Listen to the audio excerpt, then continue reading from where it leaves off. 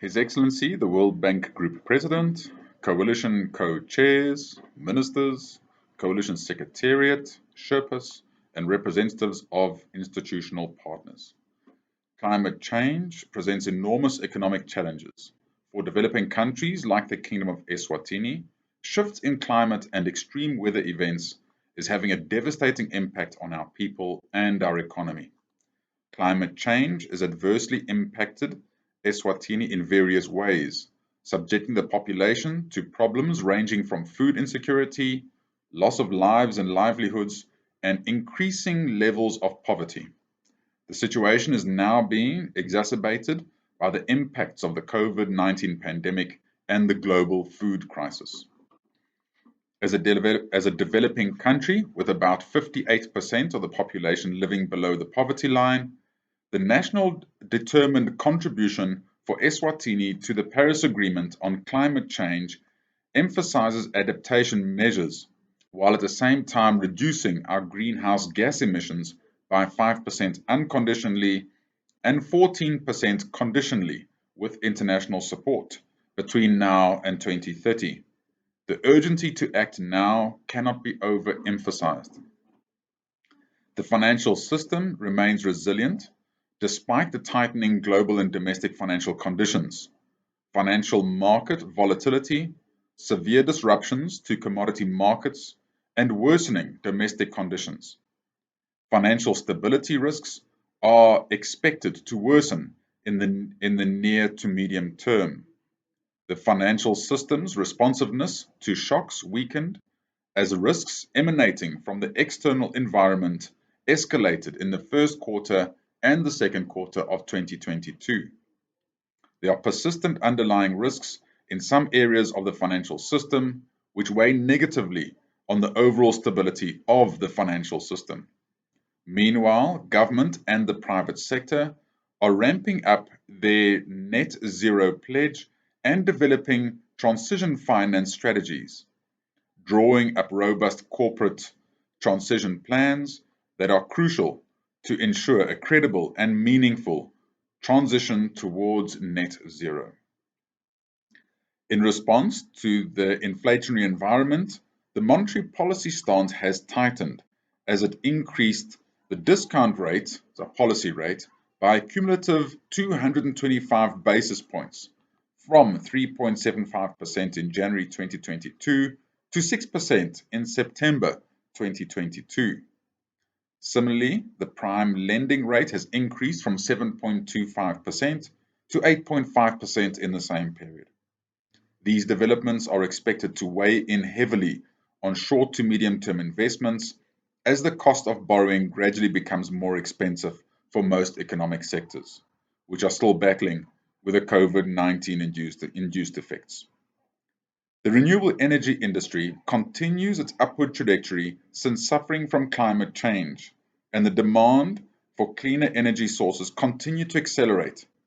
Greater emphasis will be put on analyzing, designing, and building and operating infrastructure projects that support the generation of clean energy from natural resources. Furthermore, country priorities in sustainable transport, waste management, wetland conservation and restoration, disaster risk reduction and mitigation, and climate-proofed infrastructure have received minimal to no external climate finance to date. The most significant agonies in the ongoing and projected climate change trends in Eswatini, which are increased average in temperature, decreasing annual rainfall, shifting rainfall seasonally, an increase in the frequency and intensity of extreme weather events, including severe drought periods. And these changes are having negative impacts on water resources, rural livelihoods, and biodiversity. The impacts are considerable given that Eswatini's rural population is particularly reliant on ecosystem services to protect soil quality, support access to water for domestic and agriculture use, and provide fodder for livestock. However, the increasing frequency and intensity of droughts and floods as a result of climate change in the country is compromising the delivery of these ecosystem services. The government of the Kingdom of Eswatini has acknowledged that water resources, land use, and rural livelihoods should be managed in a way that reflects current and projected water scarcity and land degradation across the country. Accordingly, several adaptation priorities have been identified to conserve and protect water resources, land, and rural livelihoods in the context of climate change. These priorities include developing an integrated water resource management strategy, increasing local and institutional awareness of and capacity to adapt to the decreasing availability of water, conducting hydrological modeling and monitoring in major catchments to better understand stream flow patterns, developing comprehensive land use plans, and disseminating of information on best agriculture practices, including on appropriate planting periods and projected shifts in the onset of the rainy season. A risk mapping exercise and stakeholder consultation carried out was based on a review of national assessments. 5 sectors, which are agriculture, water, health, ecosystem and biodiversity, and infrastructure, were prioritized for adaptation action. Integrating climate change and natural disasters in economic policy analysis is key. The majority of climate finance funds mobilized between 2015 and 2019 were directed to agriculture, water, and the energy sector. Further support is needed in these areas to address the country's needs. Other strategic intervention include, but not limited to, improving integrated water resource management, improving food and nutritional security, climate-smart agriculture, disaster and risk management, sustainable natural resource management, controlling invasive alien plant species and pollution, agroforestry, strengthening and preparedness and resilience of the health sector to respond to climate-related emergencies, restoring and protecting wetlands, strengthening climate-informed disease control programs and surveillance systems using climate services to target vector control.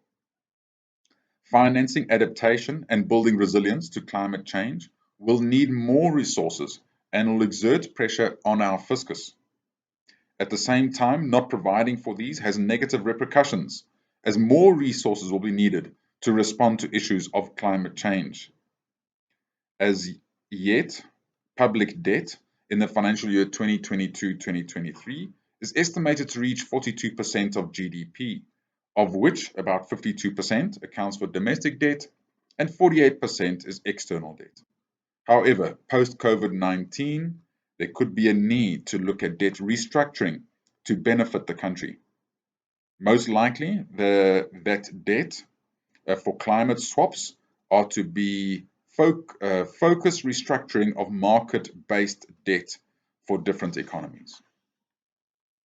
Government is working tirelessly to reduce the effects of climate change and investing in mitigation to help curb the effects of climate change that are felt on the economy. The government conducted its climate public expenditure and institutional review, and building on the outcomes of the CPEIR has embarked on an inclusive budget and financing for climate change project. This project has provided a conceptual design, monitoring, reporting, and verification system that will enable Eswatini to provide a detailed picture of the climate finance support needed and received for climate mitigation and adaptation actions, track progress, and will support well-informed evidence-based target outcomes. According to our National Determined Contributions, our NDC, the cost to implement climate change action for both mitigation and adaptation up to 2030 amounts to $950 million to $1.5 billion. Thus, climate finance is important for our country to achieve its ambitions of NDC.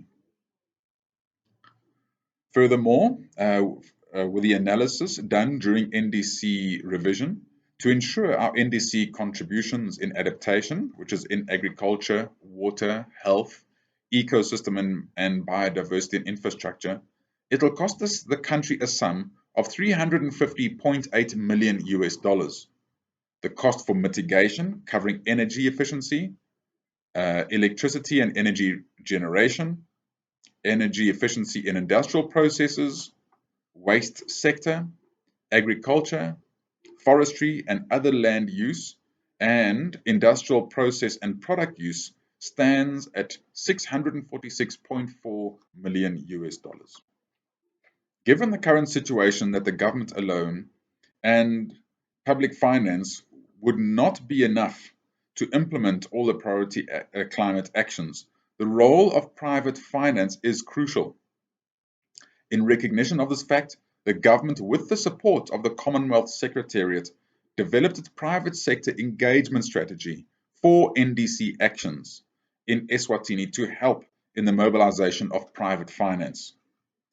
This, we hope, will also strengthen the involvement of the private sector in supporting, mobilizing, as well as implementing climate change adaptation and mitigation actions in the country. Under the prevailing situation, the medium-term expenditure framework, what referred to as the MTFF, is going to be overstretched as the country is already faced with challenges on the fiscus due to socio-economic pressures. With possible financing instruments to access climate finance, the country can benefit and have relief on the prevailing expenditure pressures. Thank you all very much.